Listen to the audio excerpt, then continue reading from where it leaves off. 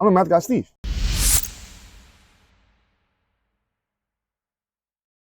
Let's try finding the roots here. So when finding roots of a polynomial expression, it's the same as finding the zeros of a polynomial function or finding solutions to a polynomial equation. And that is, how we do that is by setting it equal to 0. That's why it's called zeros. Okay, so let's try it. Let's try it here. We set this one equal to 0, but now we have a quadratic equation. So to solve quadratic equations, we can get 0 on one side and try factoring the other side. Here, factoring, they all have a -3 in common. There's the GCF. So take that GCF out of each. If I take a -3 out of each, let's see what's left. Okay. In the first term, we have an x squared. In the second term, if I take -3 out, we have a plus 3x.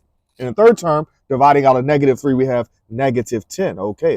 Then we try factoring further by, if there's 3 terms and there's a 1 in front of the x squared, we go straight to what we call double bubble. Okay. X and x. And then we need numbers that multiply to give us -10, combine to give us 3. So here, that would be what, 5 and 2?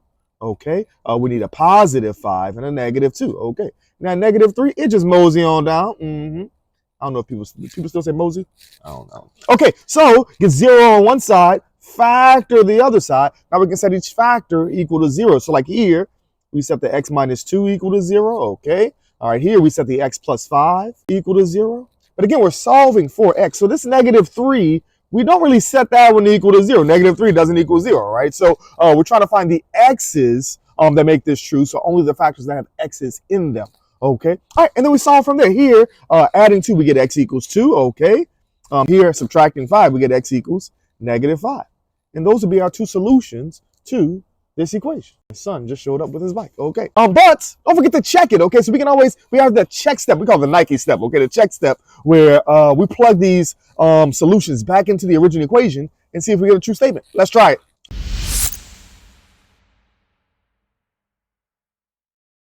All right, so let's plug them in. Okay, plug it in. Let's plug it into the original equation and see if we get true statements. Let's see. If I plug in 2, right, that's what? -3 times 2 squared minus 9 times 2 plus 30. Is that equal to 0? Well, that gives us -12 minus 18 plus 30. Is that equal to 0? That's what? -30 plus 30. Is that equal to 0? Yep, 0 equals 0. It sure is. If I plug in -5, let's try that one as well. If I plug in -5, we get -3 times -5 squared minus 9 times -5 plus 30.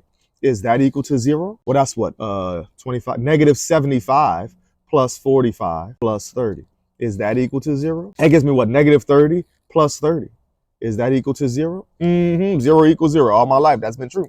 So, again, when solving or finding roots, it's the same as solving an equation or finding the zeros of a polynomial function. All this means the same thing. That is, get 0 on one side and then try solving that equation. Or if it's since it's a quadratic, we get 0 on one side, factor the other side if it's factorable, and then set each factor equal to 0. And then don't forget that check step, okay? That Nike step, okay? All right. Always remember, math is everywhere.